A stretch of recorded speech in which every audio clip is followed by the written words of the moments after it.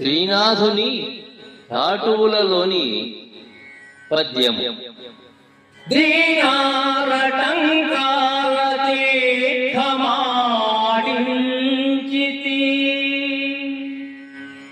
దీనారటంకాల తీర్థమాడించితి,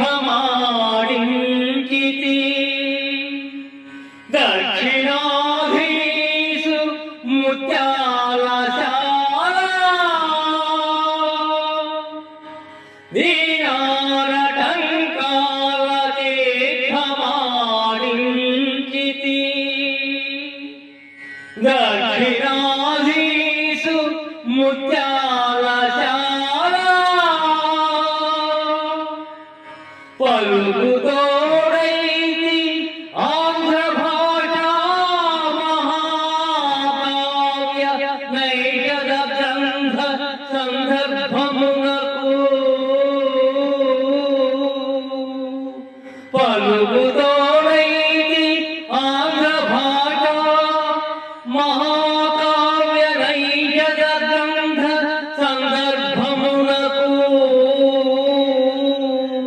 పగుల కొట్టించితి, పగుల కొట్టించితి, ఉద్భట వివాద ప్రౌఢి గౌరడింధిమ భట్టు కంచుఠ,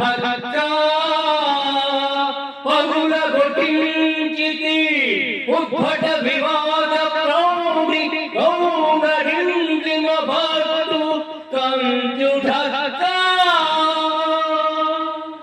చంద్రమూఢ క్రియాశక్తి రాయల ఎదుట పాదుకొల్పితి, సార్వభౌమ విరుదు ఏటుల మెప్పించెదో,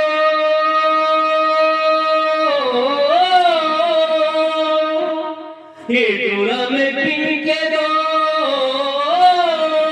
నన్ను ఇంక మీద రావు సింగ మహీపాలు విశాలు నిండు కొలుగున నెలకొనియుండి నీవు, సకల సత్గుణ నిపురంబ శారదాంబ, సకల సద్గుణ నిపురంబ శారదాంబ, సకల సద్గుణ నిపురంబ శారదాంబ, సకల సద్గుణ నిపురంబ శారదాంబ.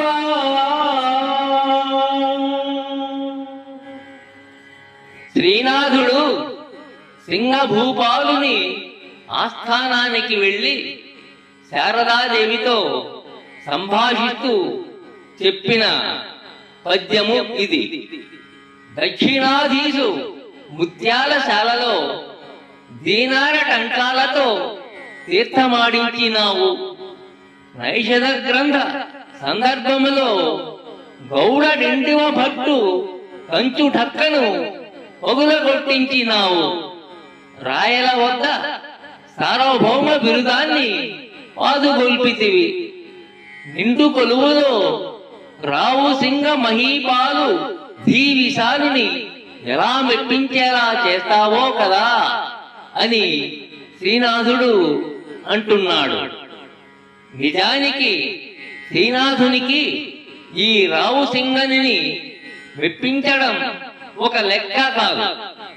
అందువల్ల ఇక్కడ జరుగుతున్నది అతన్ని హేళన చేయడం, అతన్ని విశాలు అని పిలవడం కూడా అందులో ఒక భాగమే. పైకి పొగట్టగా అనిపిస్తూ లోపల అవహేళన నిండిన పద్యం ఇది.